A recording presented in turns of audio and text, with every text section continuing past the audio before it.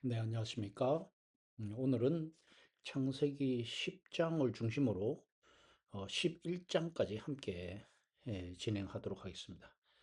왜냐하면 이게 구조적으로 연결되어 있기 때문에 그렇습니다. 10장과 11장 사이에는 독특한 문학적 설계가 있습니다. 10장 자체에는 수미상관적인 그런 구조가 있고요. 그래서 이 인류의 번성을 단단하게 묶어주는 완결성으로서 수미상관 구조를 가지고 있습니다. 또 한 가지는 10장과 11장의 샌드위치 구조를 가지고 있다 하는 겁니다. 그래서 10장의 결과를 먼저 보여주고 그 내막이 11장에 나옵니다. 그래서 원인과 결과가 거꾸로 되는 거죠. 에, 원인을 나중에 배치하여서 심판 속에서도 축복을 이루시는 하나님의 역설적인 은혜가 어떻게 드러나는가 그런 장치로서 이 샌드위치 구조를 어, 보여주고 있습니다. 이 그림에 보면은 지금 왼쪽은 수미상관 구조, 오른쪽은 샌드위치 구조 뭐 이렇게 보여주고 있습니다. 먼저 봐야 할 부분은 이 1절과 10장 1절과 32절을 보겠습니다. 여기 이제 수미상관 구조가 보이는데 1절은 노아의 아들 셈과 함과 야벳의 족보는 이러하니라 톨레도시죠. 어, 홍수 후에 그들이 아들들을 낳았으니 이들은 그 백성들의 족보에 따르면 노아 자손의 족속들이요 홍수 후에 이들에게서 그 땅의 백성들이 나뉘었더라 이렇게 돼 있죠. 오늘 성경 본문을 읽을 때 가장 먼저 해야 할 일은 문장의 의미를 찾기 전에 하나님의 말씀이 어떤 모양의 그릇에 담겨져 있는지를 보는 것이 되겠습니다. 창세기 10장은 정교한 두 가지 문학적 장치로 되어 있는데 첫 번째는 이제 수미상관 구조죠. 음, 이 10장의 시작은 1절이죠. 시작과 끝 32절이 어떻게 마주보고 있는지를 확인하는 것이 되겠습니다. WBC 주석에서는 이를 수미상관이라고 부르는 거죠. 10장을 하나의 독립된 유닛으로 묶어주는 장치라고 합니다. 이 수미상관이. 10장 그 입구가 1절에 해당이 되고요. 32절이 이제 출구가 되는데 1장은 노아의 아들 셈, 함, 야벳의 족보가 이러하니라. 음, 이렇게 되어 있고요. 음, 그리고 홍수 후에 그들이 아들들을 낳았으니 이렇게 시작을 하죠. 32절은 이들의 노아 자손의 족속들이요.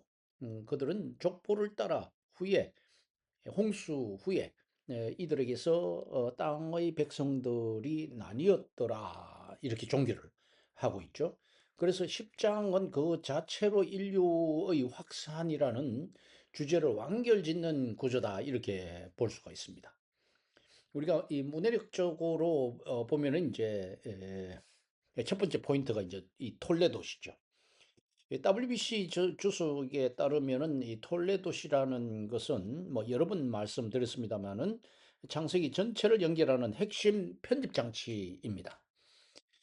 11장 1절이 이 단어가 문을 열고 32절에서 다시 문을 닫는다는 것은 그 사이에 있는 모든 70개 민족의 명단이 흩어진 조각이 아니라 하나의 일관된 목적 아래 기획된 단일 유닛이다.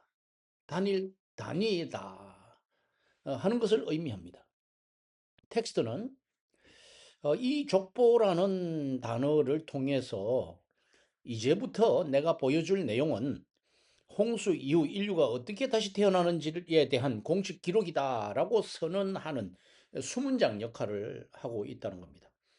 이 문해력의 두 번째 포인트는 이제 시간 이정표인데요.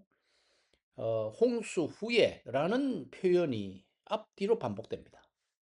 왜 굳이 이 말을 반복하고 있는가?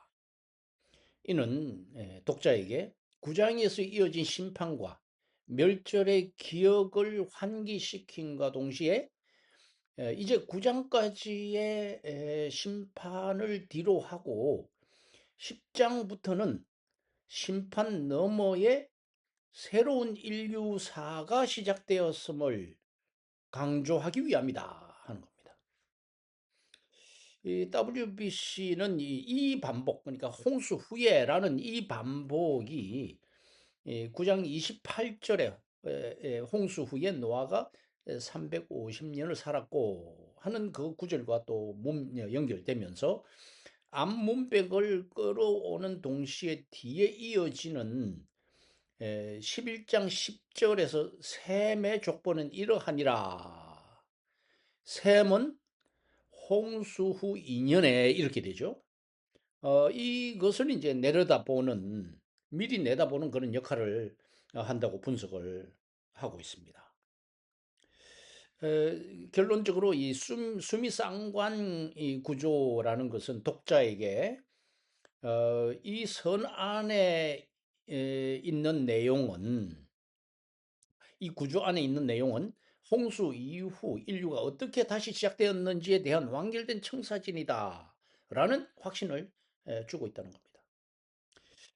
두 번째 구조가 이제 샌드위치 구조인데요. 여러분 뭐 샌드위치는 알죠? 위에 빵이 있고 아래에 빵이 있고 그 사이에 이제 내용물이 있고 한 것인데, 지금 10장과 11장은 그런 입체적인 배치 관계에 있다는 겁니다. 이제 시야를 좀 넓혀서 10장 전체가 창세기 문맥에서 어떤 위치에 있는지를 보게 됩니다. WBC 주석은 10장 1절에서 11장 9절을 하나의 단위로 보는 거죠. 하나의 커다란 편집 단위로 보게 되는데, 여기서 흥미로운 것은 샌드위치 구조라는 겁니다. 말하자면 병치 구조라는 거죠. 음, 샌드위치의 위에 빵이 이제 10장에 해당이 되고요. 어, 어, 인류가 번성해서 온 땅으로 퍼져가는 그런 현상을 먼저 보여주는 거죠. 10장에서. 그리고 이제 5절과 20절, 31절. 그래서 언어와 종족으로 나뉘었다고 기록하고 있습니다. 5절에 이렇게 되어 있습니다. 이들로부터 여러 나라 백성들이 나뉘어서 각기 어느 종족과 나라대로 바닷가의 땅에 머물렀더라. 20절을 보니까 이들은 함의 자손이라 각기 족속과 언어와 지방과 나라대로였더라. 31절, 이들은 셈의 자손이니 그 족속과 저 언어와 지방과 나라대로였더라 하는 거죠. 이게 샌드위치 위에 빵에 해당이 되고요. 그다음에 이제 속 재료는 이제 이게 원인이 되는데, 흩어지는 원인이 되는데 1장 9절까지입니다. 11장. 왜 그들이 흩어지고 언어가 나뉘었는지 그 내부의 원인으로 바벨탑 사건을 집어넣는다는 것입니다. 11장 1절 9절을 보니까 온 땅의 언어가 하나였, 말이 하나였더라.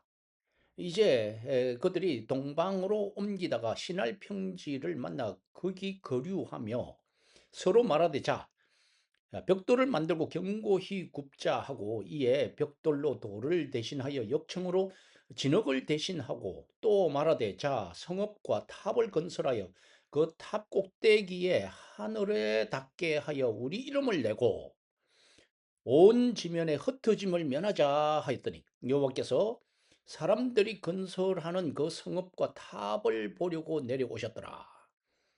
여호와께서 이르시되, 이 무리가 한 족속이요 언어도 하나이므로 이같이 시작하였으니 이후로는 그 하고자 하는 일을 막을 수 없으리로다.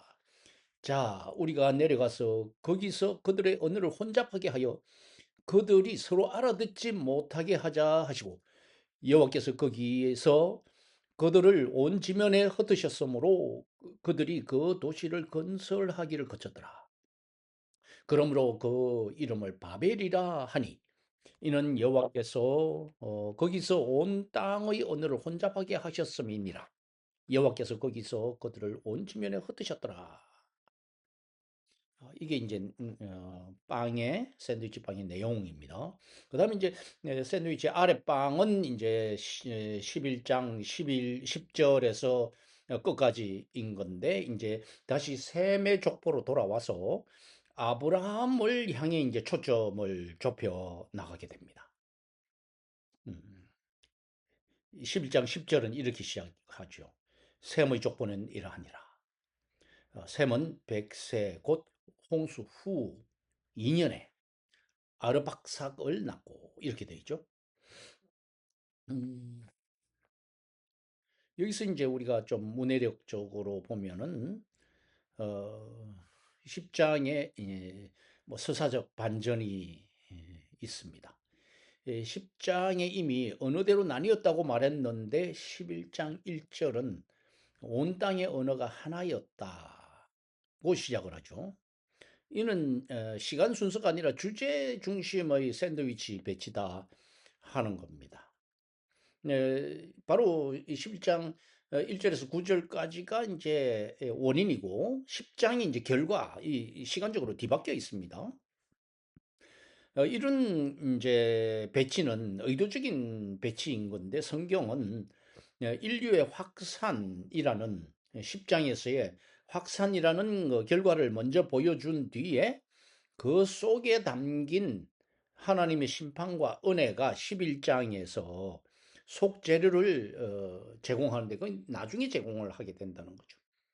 이 배치를 통해서 독자는 인류의 확산이 단순히 자연현상이 아니라 하나님의 개입, 예, 그 개입의 결과다. 심판과 흩으심이라는 그 결과라는 것을 이제 깨닫게 된다는 겁니다. 그리고 여기에서 이제 뭐 언어적인 유희가 있는데 워드 플레이죠.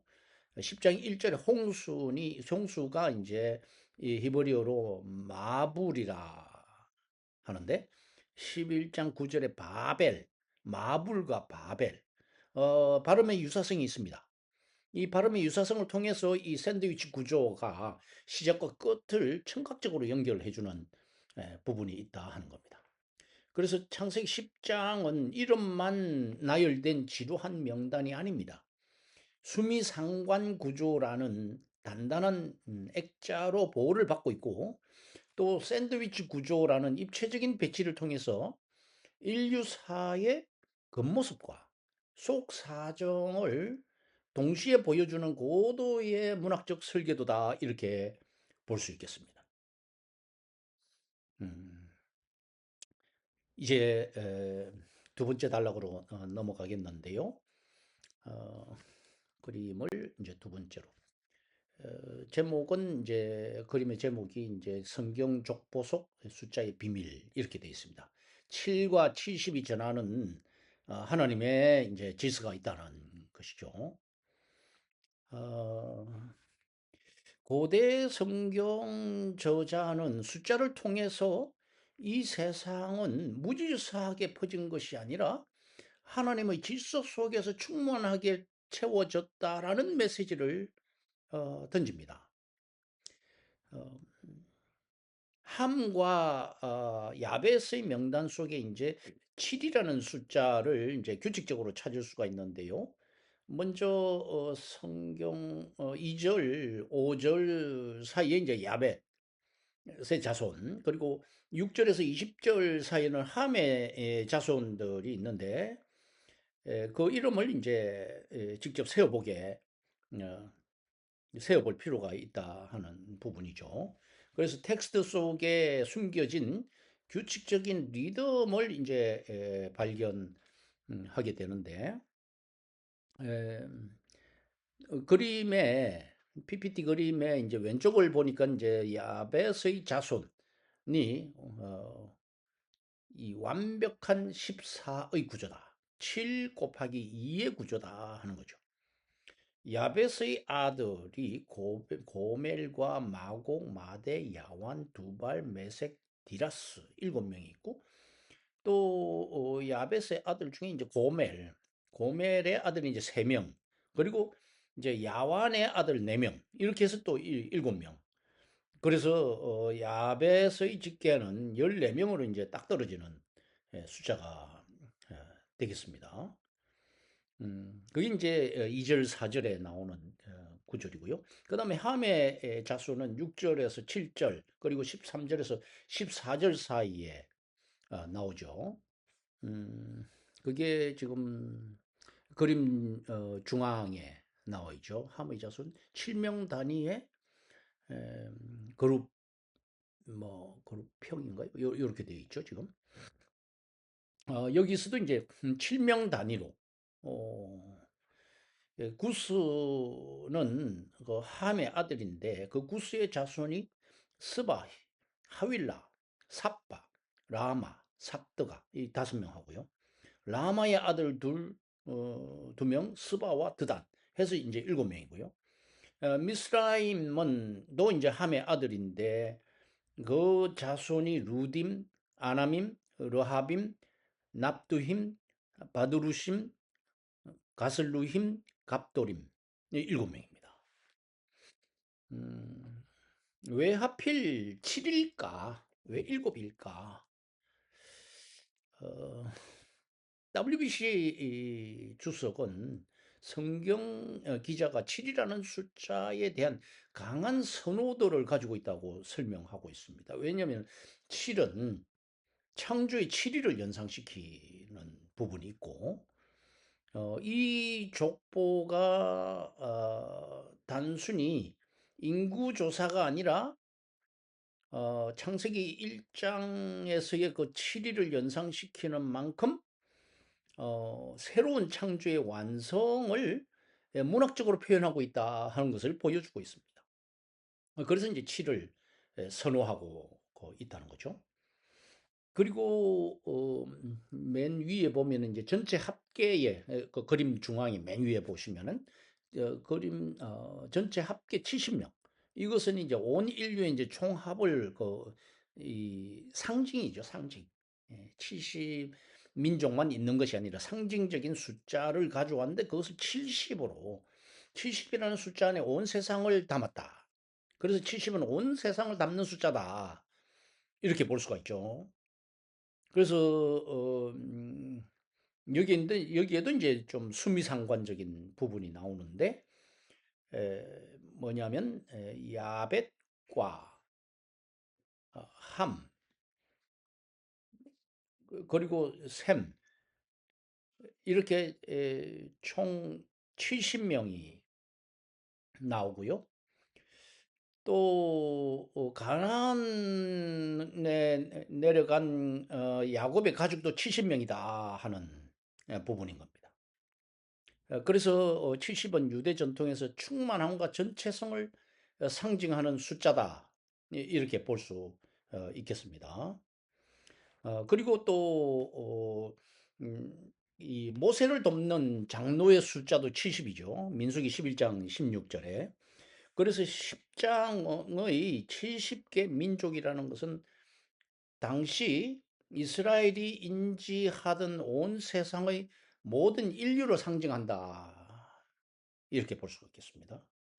그래서 이 텍스트는요, 성경 텍스트는 70이라는 숫자를 통해서 이 세상이 하나님의 통치권이 미치지 않는 곳은 한 곳도 없다 하는 것을 선언을 하고 있다. 여기서 이제 우리가 한 가지 통찰해야 하는 부분은 왜 모든 민족을 기록하지 않는가 하는 부분이죠.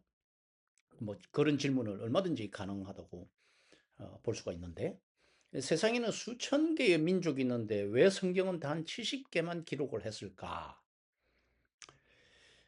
여기에 대한 답변은 뭐 여러 가지가 나올 수 있겠습니다만은 성경은 백과사전이 아니라는 겁니다. 의미의 지도다 하는 겁니다. 그리고 저자는 독자들에게 이 70개의 이름을 보여주면서 이렇게 말하는 것입니다.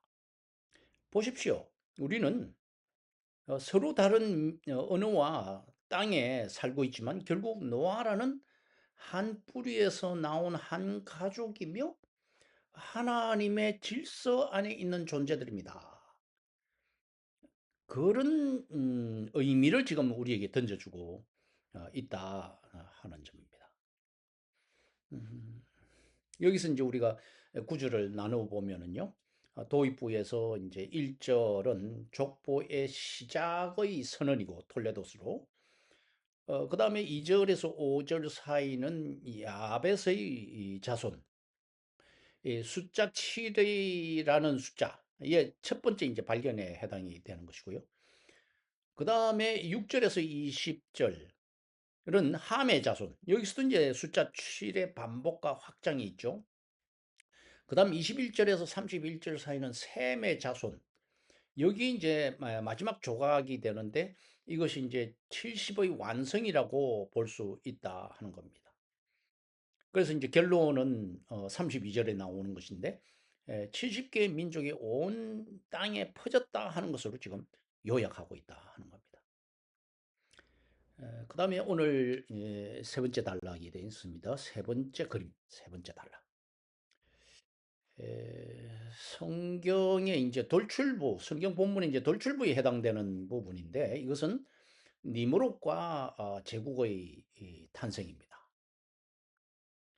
이 10장 8절에서 이제 12절까지 나오는 부분인데요. 한번 읽어보겠습니다. 구스가 또 니무롯을 낳았으니 그는 세상의 첫 용사라. 그가 여호와 앞에서 용감한 사냥꾼이 되었으므로 속담에 이르기를 아무는 여호와 앞에 니무롯같이 용감한 사냥꾼이로다 하였더라. 그의 나라는 시날 땅의 바벨과 에렉과 악갓과 갈레에서 시작되었으며 그가 그 땅에서 아수르로 나아가 니느웨와 르호보딜과 갈라와 및 니느웨와 갈라 사이에 레센을 건설하였으니 이는 큰 성읍이라. 7절까지는 이름만 나오다가 이제 8절에 이르러서 니무롯이 나오면서 세상의 첫 용사라 하는 구체적인 이제 수식어가 이제 등장을 하게 되는데요. WBC 주석은 이를 이제 하나의 다이그레션, 일종의 여담, 탈출에 해당되는 부분이다 이렇게 부릅니다. 편집자가 굳이 이 인물에서 멈춰서서 카메라를 줌인하는 이유가 뭘까를 우리는 찾아야 한다 하는 겁니다. 그림의 왼쪽 상단을 보면은 이제 니무롯, 어, 그 니무롯의 이름의 의미가 우리가 반역하리라. 이런 이름은 참 드물죠. 흔한 이름이 아닌데 본문은 그를 단순한 후손이 아니라 시작한 자로 묘사합니다. 음, 그래서 첫 용사다, 처음 영걸이라 이렇게 읽고 있는 부분이죠. 음, 용사와 사냥꾼의 이면, 그 중간 그림을 보면 군사적 정복과 혼란을 제압하는 강력한 지배력을 상징합니다. 이렇게 되어 있죠. 용사는 앞서 6장, 창세기 6장 4절에 등장했던 네피림과 연결되는 단어다 하는 겁니다. 단순히 힘이 센 사람이 아니라 군사적인 정복과 강력한 지배력을 가진 존재라는 것을 뜻하고 있다 하는 겁니다. 그래서 이 사냥꾼이다, 용사다 이렇게 되어 있는데 음, 이 고대 메소포타미아에서 왕의 사냥이라는 것은 단순한 취미가 아니라 왕권의 위엄과 또 혼란을 제압하는 능력을 상징하는 그런 것이었습니다. 그리고 왼쪽 그림 밑에서 여호와 앞에서 이렇게 되어 있는데 이것은 하나님의 성인을 뜻하기보다는 하나님조차도 주목하실 정도로 압도적으로 눈에 띄는 이런 그 최상급의 표현이라고 WBC는 이제 분석하고 있습니다. 즉, 인간의 힘이 극대화된 상태에서 보여줄 수 있는 것이다. 극대화된 상태를 보여주는 것이다. 인간의 힘이 이런 의미를 가지고 있습니다. 그 다음에 오른쪽 그림에서 이제 지리적 확장이 있는데, 이건 이제 제국의 이제 청사진을 보여줍니다. 9절은 이제 10절에서 10장 10절에서 12절에 해당이 되는데요. 읽겠습니다. 그의 나라는 시날 땅의 바벨과 에렉과 악갓과 갈레에서 시작되었으며 그가 땅에서 아수르로 나아가 니느웨와 르호보딜과 갈라와 및 니느웨와 갈라 사이에 레센을 건설하였으니 이는 큰 성읍이라. 여기서 이제 핵심 지역이 이제 바벨, 에렉, 악갓, 갈네, 아수르, 니느웨. 성경에서 이제 계속 반복되는 그 지역들이 있죠. 뭐 아수르와 니느웨 같은. 음, 뭐 바벨은 이제 바벨론으로 반복이 되고 있고요. 니무롯의 통치 범위는 시날 땅에서 시작해서 아수르까지 뻗어갑니다. 이는 인류 최초의 초국가적인 제국의 형성 과정이다 볼 수 있습니다. 여기서 우리가 연결해야 하는 것은 언급된 바벨과 시날은 바로 다음 장인 11장에서 바벨탑 사건의 무대가 되는 지역이다 하는 겁니다. 10장은 니무롯을 통해서 인류가 어떻게 강력한 도시 문명을 건설했는지 그 건축 서사를 이제 11절, 12절에서 이제 보여주고 있는 부분이고요. 그 도시 문명을 어떻게 강력하게 건설했는지를 먼저 보여줌으로써 이제 11장의 바벨탑 사건이 갑자기 일어난 일이 아니라는 것을 문맥적으로 지금 암시하고 있는 것입니다. 음. 이 10장의 다른 이름들은 한 줄로 끝나는데 왜 니무롯은 5줄이나 할애했을까? 성경은 왜 그가 세운 성읍 이름들을 일일이 나열했을까? 이런 질문이 가능하고요. 또 한 가지는 이제 이 정복과 건축의 서사가 다음에 올 바벨탑 사건과 어떻게 연결될지 이 상상력이 발휘되는 그런 지점입니다. 자, 이제 네 번째 단락으로 넘어가겠는데요.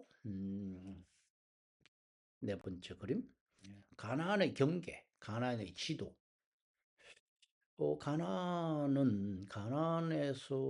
가나안의 지도는요, 어, 약속의 땅을 위한 장면 설정이다. 지리적 예고다. 무슨 이야기입니까? 나중에 이스라엘 백성들이 가나안 땅에 들어갔을 때 그 가나안 6부족을 몰아내고 그 땅을 차지하게 되는데 지금 이 바운더리가 거기에 해당된다 하는 겁니다. 15절을 읽겠습니다. 15절부터 19절까지 가나안은 장자 시돈과 헷을 낳고 또 여부스 족속과 아모리 족속과 기르가스 족속과 히위 족속과 알가 족속과 신 족속과 아르왓 족속과 스말 족속과 하맛 족속을 낳았더니 이후로 가나안 자손의 족속이 흩어져 나아갔더라. 가나안의 경계는 시돈에서부터 그라를 지나 가사까지와 소돔과 고모라와 아드마와 스보임을 지나 라사까지였더라. 자, 성경은 왜 유독 가나안 민족들에게만 그들이 사는 경계선을 일일이 나열했을까? 음, 이 본문은 단순히 이 지리 정보를 알려주는 것이 아니라 이스라엘의 그 미래가 담길 그릇을 미리 보여주는 것이다. 이렇게 보시면 되겠습니다. 우리가 이 텍스트를 보면 가나안의 그 아들들과 그 민족들을 우리가 볼 수가 있는데요. 가나안은 장차 뭐 시돈을 낳고 이제 15절 아까 조금 전에 읽었던 부분이죠. 여기 이제 우리에게 익숙한 이름들이 있죠. 여부스, 아모리, 히위 족속. 이 족속들은 나중에 이스라엘이 가나안에 들어갈 때 맞닥뜨리는 민족들입니다. 텍스트는 성경 텍스트는 이들이 모두 함의 자손이자 가나안이라는 한 뿌리에서 나왔다 하는 것을 이제 명시하고 있습니다. 그 지리적 범위가 북쪽의 시돈, 지금 그림의 맨 왼쪽 위쪽이죠. 시돈, 여기가 이제 레바논 지역입니다. 여기서 시작해서 하맛, 음, 까지, 이 하맛까지 이제 이스라엘 북방 경계의 주요 거점들이 이제 텍스트에 등장을 하게 되는데요. 시돈에서 가사까지, 여기는 이제 그러면은 가사로 되어 있죠. 가사까지와 음, 제가 본문을 읽겠습니다. 가나안의 경계는 시돈에서 거라를 지나 10장 19절입니다. 가사까지와 소돔과 고모라와 아드마와 스보임을 지나 라사까지였더라. WC 이 주석은 이 구절을 민수기 34장의 경계 묘사와 유사하다는 것을 지적을 하고 있고요. 그래서 이제 매우 이례적으로 그 상세하게 묘사되었다 이렇게 볼 수가 있습니다. 북서쪽에 시돈이 있고 여기는 이제 페니키아 해안에 해당이 되고요. 남서쪽 그 밑에 쪽에는 블레셋 접경이죠. 가사. 그다음에 이제 동남쪽에는 어디가 있습니까? 오른쪽 맨 밑에 보면은 소돔과 고모라가 있죠. 소돔과 고모라. 이거는 이제 소돔과 고모라 이제 사해 그 인근에 있습니다. 사해 인근에. 음,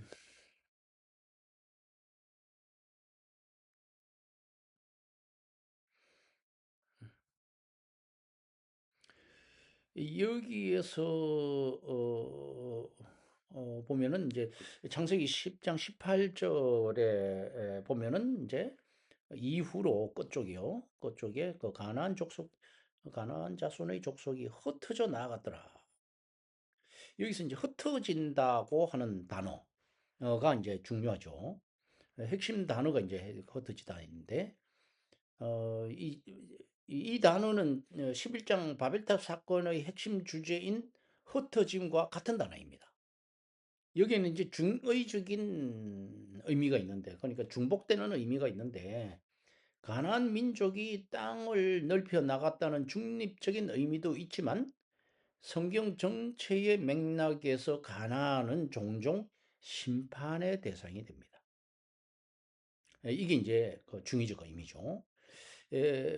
본문은 이들이 흩어지는 모습을 통해서 11장에서 인류 전체가 겪게 될 운명을 미리 보여주는 것이다. 이렇게 말할 수가 있죠. 그래서 오늘 이 네 번째 단락의 건 여기에서 우리가 소돔과 고모라를 이제 또 그 이름을 발견할 수가 있는데요. 이 족보라는 딱딱한 명단 속에 왜 굳이 망해버린 도시들의 이름이 들어있을까? 성경은 지금 우리에게 이 땅의 주인들이 누구이며 그들이 나중에 어떤 운명을 맞이하게 될지 지도를 통해 미리 속삭이고 있는 것이 아니겠습니까? 음, 그 다음에 이제 다섯 번째 단락으로 넘어가면은요. 그림을 바꾸겠습니다. 셈의 계보와 벨렉이라고 되어 있죠. 어, 세상이 나뉘는 기점, 약속의 뿌리 이렇게 어, 되어 있습니다. 이렇게. 음, 지금 셈은 모든 에벨 자손의 이제 조상으로 되어 있죠. 그래서 21절에 셈은 에벨 온 자손의 조상이요 야베스의 형이라. 그에게도 자녀가 출생하였으니 이렇게 나와 있습니다. WBC 주석에서는 이제 에벨이라는 이제 단어가 나중에 그 히브리라는 단어의 명칭에 언어적 뿌리가 된다고 분석합니다. 셈을 소개하면서 굳이 에벨의 조상이라고 명시한 것은 이 족보가 결국 히브리 민족으로 이스라엘 백성으로 이어질 것이라는 점을 이제 선언하는 것이다 이렇게 볼 수가 있습니다. 그리고 이제 어, 배치하는 이 전략을 보게 되면은요, 배치를 보게 되면 야벳은 북방에 그리고 어, 어, 함은 가나안에 에, 먼저 이 다룬 뒤에 셈을 이제 마지막에 배치하게 되는데 그것은 이제 가장 중요한 인물을 끝에 두어서 강조하려는 성경의 그 전형적인 서술 기법이다. 그러니까 이 야벳과 함을 먼저 다루고 마지막에 이제 셈을 다룬 배치하는 것은 이제 그런 성경적인 기술법이다. 이렇게 말을 할 수가 있고요. 음,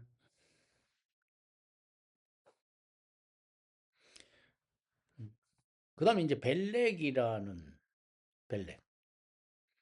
음, 이 벨렉은 그 이름은 이제 세상이 나뉘었다 하는 그런 이제 암호적인 음, 그런 의미와 이제 연결이 되는 부분인데요. 벨렉이라는 이름 그 자체가 나눔과 분리라 하는 의미를 가지고 있습니다. WBC 주석은 이 단어가 단순히 지리적인 이동이 아니라 11장에 등장할 언어의 혼잡과 민족의 흩어짐을 미리 보여주는 선행 반향이다라고 설명을 하고 있습니다. 25절에 에벨은 두 아들 낳고 하나의 이름은 벨렉이라 하였으니 그때의 세상이 나뉘었으며 벨렉의 아우의 이름은 욕단이며 음, 지금 10장에서 평화롭게 펼쳐져 가고 있는 것처럼 보였던 인류가 사실은 벨렉의 시대에 일어난 어떤 결정적인 사건, 그건 이제 바벨탑 사건이죠. 벨렉의 시대에. 그 사건으로 인해서 강제적으로 나뉘었다는 것을 이제 텍스트가 지금 암시하고 있습니다. 그 다음에 이제 벨렉과 그림 맨 밑에 보면은 벨렉과 욕단으로 나와 있죠. 욕단. 25절에서 30절을 한번 읽어보겠습니다. 에벨은 두 아들을 낳고 하나의 이름은 벨렉이라 하였으니 그때의 세상에 나뉘었으며 벨렉의 아우 이름은 욕단이며 욕단은 알모닷과 셀렙과 하사마와 예라와 하도람과 우살과 다글라와 오발과 아비마엘과 스바와 오빌과 하윌라와 요밥을 낳았으니 이들은 다 욕단의 아들이며. 잠깐만요. 아들이며 그들이 거주하는 곳은 메사에서부터 스발로 가는 길의 동쪽 산이었더라. 동쪽 산이었더라. 음, 여기에서 이제 우리가 문해력으로 포인트를 잡을 수 있는 부분은 이제 형제들이 지금 갈라지고 있다는 거죠.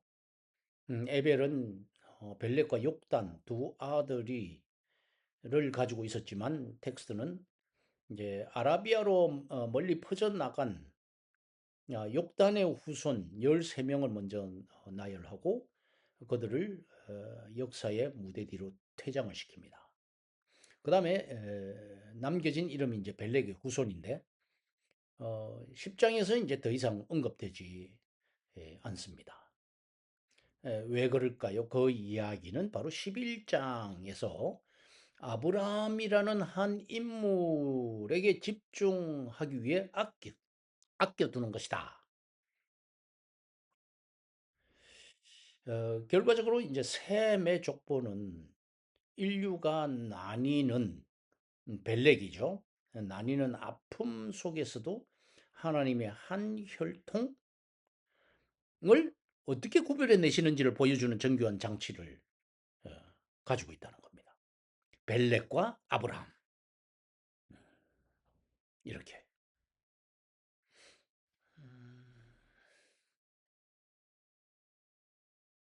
이 다섯 번째 단락에서는 이제 이런 질문이 가능하겠습니다. 10장 25절에 그 세상이 나뉘었다는 짧은 문장이 바로 뒤에 올 이제 바벨탑 사건의 요약본이라는 사실이 놀랍지 않은가 하는 그런 질문하고요. 이 족보라는 것은 단순히 과거의 기록이 아니라 앞으로 일어날 거대한 변화를 예고하는 복선이다. 그래서 이제 이 모든 흩어짐과 나님에서 성경은 우리를 어디로 데려갈 것인가 하는 것에 대한 질문을 이 단락에서 우리는 할 수가 있게 되겠습니다. 그 다음에 이제 여섯 번째 단락으로 넘어가는데요. 여섯 번째 단락은 이제 창세기 10장 이제 32절에서 볼 수 있듯이 이들은 그 백성의 족보에 따르면 노아 자손의 족속들이요 홍수 후에 이들에게서 그 땅의 백성들이 나뉘었더라 이렇게 되어 있죠. 백성들이 나뉘었더라. 창세기 10장은 거대한 인류의 목록으로 시작을 하지만 그 끝은 우리에게 익숙한 한 단어, 중요한 단어. 그것은 창세기 1장에서 볼 수 있었던 나뉘었더라. 이 단어로 귀결된다는 겁니다. 이 단락은 10장의 전체 메시지를 문해력 관점에서 매듭짓는 그런 단락이라고 볼 수가 있습니다. 여기에서 이제 우리가 또 다른 이제 수미상관 구조를 이제 볼 수가 있는데 벌써 왼쪽 그림과 오른쪽 그림이 수미상관적이죠. 지금. 음. 그리고 열방의 족보 70명의 70 민족의 족보와 야곱 가족 명단 간에 또이그 70이라는 숫자를 매개로 이제 수미상관 관계가 있다 하는 겁니다. 물론 이제 야곱의 그 가족은 이제 뒤에 나오는 한참 뒤에 나오는 이야기지만 70이라는 숫자는 이런 구조 속에 있다 하는 것을 우리가 발견할 수가 있겠고요. 32절을 다시 한번 읽어보면은 이들은 노아 자손의 종족들이요 그들의 족보를 따라 홍수 후에 이들에게서 땅의 백성들이 나뉘었더라.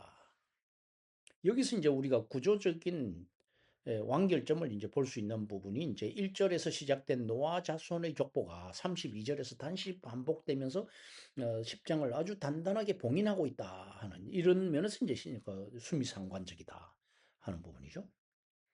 음, 그리고 나뉘었더라 하는 이 단어는 5절에서 확산한다는 그 단어보다 더 강한 의미를 가지고 있습니다. 확산하는 거, 나뉘는 거. 그래서 이 WBC 주석은 이 표현이 이제 11장의 바벨탑 사건의 분산, 흩어지는 거, 그 분산을 직접적으로 가리키는 결론이라고 분석을 합니다.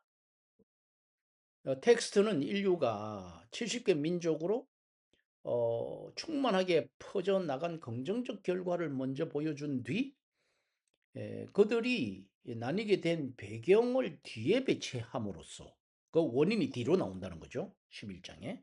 결과가 10장에 나오고. 그렇게 함으로써 독자로 하여금 축복과 심판이라는 두 가지 측면을 동시에 묵상하게 만든다 하는 겁니다. 음,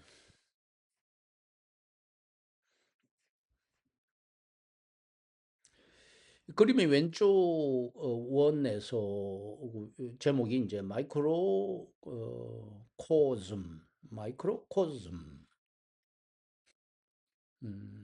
70의 상징성 이렇게 돼 있는데 여기에는 70 민족과 70인의 가족, 70인의 가족, 의 상징성을 가지고 있다 하는 거죠. 물론 70 가족은 창세기 46장에 나오는 야곱의 가족입니다. 70명. 근데 이 70이라는 숫자로 연결되어 있는 부분이 결코 우연한 것이 아니라는 겁니다.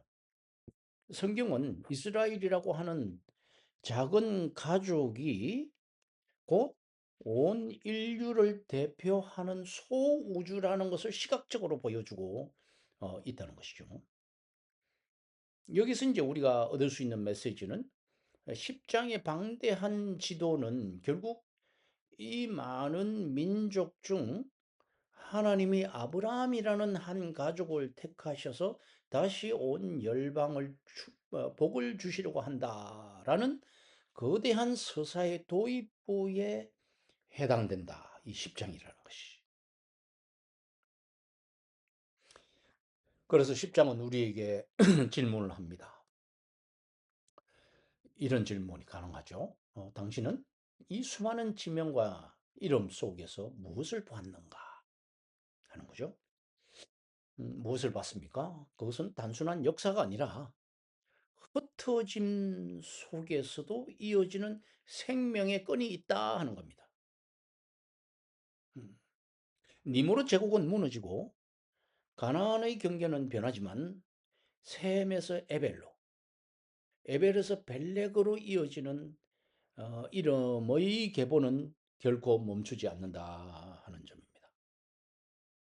음, 이 성경의 구조와 단어, 벨렉과 흩어짐 그리고 70이라는 이 단어만으로 우리는 성경이 말하고자 하는 인류의 보편성과 선택의 특수성을 발견할 수 있습니다. 10장은 11장에 나오는 바벨탑이라는 어두운 터널을 지나 12장에 이제 아브라함의 부름이라는 빛으로 나아가기 위한 정교한 예고편이다 하는 점을 우리는 주목할 필요가 있겠습니다. 그다음에 이제 마지막으로 이제 10장에서 이제 11장으로 넘어가면서 어떻게 지금 이렇게 이제 샌드위치 구조를 구성하고 있는가 하는 부분을 우리가 봐야 하는데요. 어, 제가 11장 1절에서 9절까지를 한번 읽어 보겠습니다. 온 땅의 언어가 하나요 말이 하나였더라.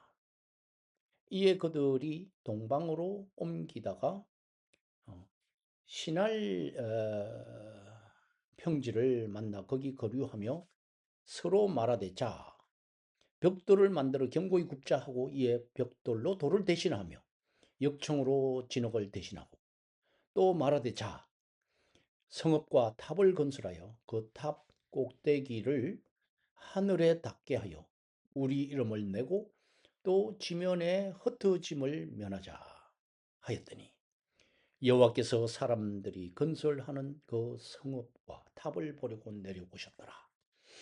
여호와께서 이르시되 이 무리가 한 족속이요 어느도 하나이므로 이같이 시작하였으니 이후로는 그 하고자 하는 일을 막을 수 없으리로다. 자, 우리가 내려가서 거기서 그들의 언어를 혼잡하게 하여 그들이 서로 알아듣지 못하게 하자 하시고 여호와께서 거기서 그들을 온 지면에 흩으셨으므로 그들이 그 도시를 건설하기를 거쳤더라. 그러므로 그 이름을 바벨이라 하니 이는 여호와께서 거기서 온 땅의 언어를 혼잡하게 하셨습니다. 여호와께서 거기서 그들을 온 지면에 흩으셨더라. 음, 이 텍스트는 하나의 역설을 가지고 있죠. 이 텍스트는 왜냐하면은 이 부분이 10장의 11장 1절 9절이 바로 10장의 원인이고 그 원인의 결과가 10장이라는 겁니다. 그래서 결과가 원인보다 먼저 나오는 이야기가 되는데 보통 글쓰기라 하면 원인이 나오고 결과가 뒤따라 나오게 되어 있습니다. 하지만 성경 텍스트는 독특하게도 오늘 텍스트는 결과를 먼저 보여주고 그 속 사정을 먼저 배치하는 그것은 바로 샌드위치 구조이기 때문에 가능하다 하는 겁니다. 그래서 그 샌드위치 빵의 윗 겉면의 빵은 창세기 10장에 해당이 되겠습니다. 곧 노아의 아들들로부터 번성한 70개 민족의 명단이 그것이죠. 겉으로 보기에는 인류가 땅에 충만해지는 축복과 번성의 장면입니다. 그런데 속재료를 보게 되면은 즉 지금 읽은 1절과 9절 11장 왜 이들이 흩어지게 되었는지 그 내막을 지금 다루고 있다는 겁니다. 여기에는 인간의 욕망과 하나님의 개입이라는 충돌이 숨어 있습니다. 그리고 샌드위치의 밑의 겉면 빵은 바로 창세기 11장 10절 이하로서 셈의 계보가 언급이 되는데 그 계보는 궁극적으로 아브라함을 향하고 있다 하는 점입니다. 이 11장 1절에서 9절에서의 그 본문에서 우리가 발견할 수 있는 것은 하나님의 의도와 인간의 의도가 다르다는 겁니다. 인간은 뭉치자는데 흩어짐을 면하자, 뭉치자 하는데 하나님은 흩으심을 원한다 하는 겁니다. 우리가 이 이미지의 그 중앙을 보게 되면 이제 시날 평지에 세워진 바벨탑이 보입니다. 여기서 핵심 단어의 대립을 이제 읽어낼 수 있어야 하는데 그것이 바로 인간의 키워드가 뭉치자입니다. 인간들은 흩어짐을 면하자고 말합니다.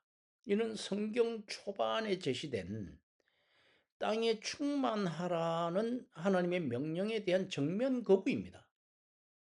그들은 성을 쌓고 자기들의 이름을 내려고 합니다. 텍스트상으로 이것은 단순한 건축물이 아니라 신의 영역을 침범하려는 폐쇄적인 제국주의적인 속성을 드러내고 있다 하는 점이죠. 인간의 키워드가 뭉치자, 흩어짐을 면하자 이거라면은 하나님의 키워드는 흩으심입니다. 하나님이 내려오셔서 그들의 언어를 혼잡하게 해서 바벨탑을 멈추게 만드십니다. 문해력 관점에서 볼 때 이 흩트심이라는 것은 단순한 심판이 아닙니다. 정체된 고인물을 강제로 흐르게 해서 인류가 온 땅으로 퍼져나가게 만드는 강제적인 축복의 성격을 띠고 있다 하는 점입니다. 이러한 그 샌드위치 구조의 결론은 심판 속에 하나님의 역설적인 은혜가 있다 하는 점입니다. 왜 10장의 결과, 흩어진 결과, 그리고 11장의 심판의 원인, 왜 결과를 원인보다 앞에 두었을까? 이 배치는 독자들에게 아주 중요한 메시지를 전달합니다. 첫 번째는 심판보다 은혜가 앞서 있다는 것입니다. 인류가 흩어진 것이 비극처럼 보이지만 11장에서 볼 때, 그러나 이미 10장에서 그 결과로 수많은 민족과 나라가 형성되었음을 보여줌으로써 하나님의 심판조차 결국 인류를 번성케 하려는 섭리 안에 있다는 것을 증명하고 있다는 점입니다. 두 번째는 이 제국과 세상과의 그런 관계에서 인간은 성 안에 갇혀서 제국을 꿈꾸지만 하나님은 그 담을 허물어서 세상을 채워 나가신다는 겁니다. 여기 이제 우리가 또 문해력 포인트가 있는데, 인간은 제국을 꿈꾸지만은 모여서 흩어짐을 면해서 제국을 만들고 이것을 꿈꾸지만은 하나님은 세상을 채우신다 하는 겁니다. 곳곳에 세상을 채우신다. 우리가 이제 이미지 그 하단을 보게 되면은 이제 에, 샌드위치의 마지막 빵 조각, 밑에 빵이죠. 거기서 이제 그 빵 조각은 이제 마지막이 아니라 새로운 구원의 시작을 가리킨다 하는 겁니다.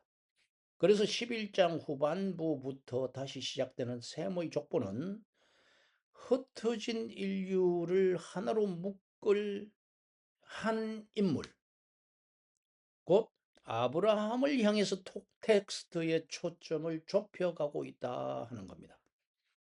결국 창세기 10장에서 11장은 인간의 욕망이 만든 닫힌 성벽을 하나님의 흩으심이 만든 열린 세계로 치환하는 과정을 지금 완벽하게 구현하고 있다 하는 점입니다. 오늘 강의는 여기까지 하는 걸로 하고요. 그래서 이렇게 창세기 10장과 11장을 지금 한 번에 정리하게 되었습니다. 기도하는 것으로 마치겠습니다. 하나님, 우리의 갇힌 성벽을 허물게 하여 주시옵소서. 나만의 이익과 편안함을 위해 쌓아 올린 견고한 성벽을 돌아보게 하여 주옵소서. 흩어짐을 면하려고 애쓰는 그런 폐쇄적인 삶이 아니라 하나님이 명하신 넓은 세상을 향해서 기꺼이 나아가는 개방된 용기를 저희들에게 허락하여 주시옵소서.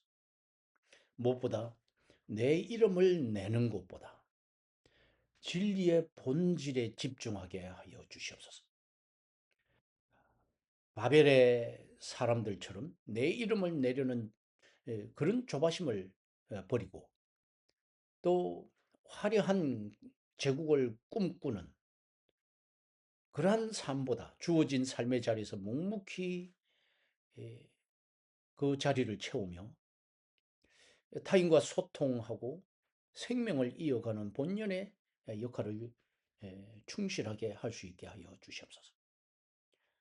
우리의 흩어짐 속에서 하나님의 은혜를 보게 하여 주옵소서. 계획이 무너지고 언어가 통하지 않는 막막함 속에서도 그것이 나를 더 넓은 세계로 인도하는 역설적인 은혜가 있음을 믿습니다. 무너진 잔해 위에 새로운 구원의 길을 찾아내는 영적 문해력을 우리들에게 허락하여 주시옵소서. 말씀의 완성이시자 우리의 삶의 진정한 저자이신 예수 그리스도의 이름으로 감사하며 기도드렸습니다.